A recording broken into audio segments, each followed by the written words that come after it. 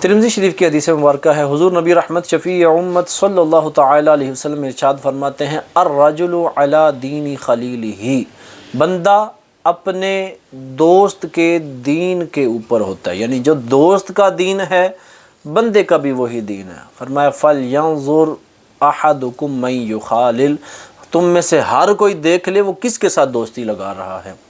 آج ہم دوستیاں لگاتے ہیں، بس اوقات 5 منٹ 10 منٹ کی بیٹھک ہوتی ہے، ہم سفر پہ جا رہے ہیں، گاڑی میں ہیں، گھنٹے کے لیے آدھے گھنٹے کے لیے ہمارے ساتھ کوئی بندہ بیٹھتا ہے، ہم اس کے ساتھ دوستی لگا لی، تھوڑی سی بات ہوئی،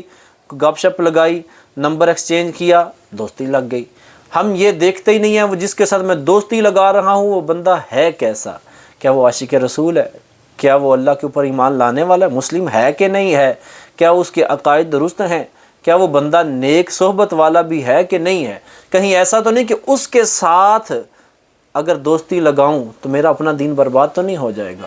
اس چیز کی طرف توجہ نہیں ہے۔ حالانکہ حضور کی حدیث میں نے شروع میں عرض کی، حضور ارشاد فرماتے ہیں کہ بندہ اپنے دوست کے دین کے اوپر ہوتا ہے، کہیں ایسا نہ ہو کہ میں کسی ایسے کے ساتھ دوستی لگا لوں جو میرے دین کو برباد کر دے۔ ایک المیہ یہ بھی چل رہا ہے کہ ہم دوست زیادہ بڑھا رہے ہیں، خاص طور پر فیس بک ٹویٹر وغیرہ پر،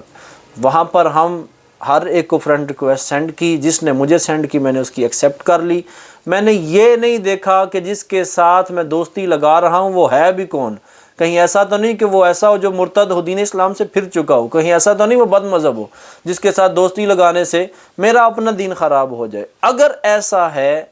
تو مجھے حضور کے فرمان کو یاد رکھنا چاہیے اور اس سے ہمیشہ کے لیے دور رہنا چاہیے، کیونکہ ایمان ہے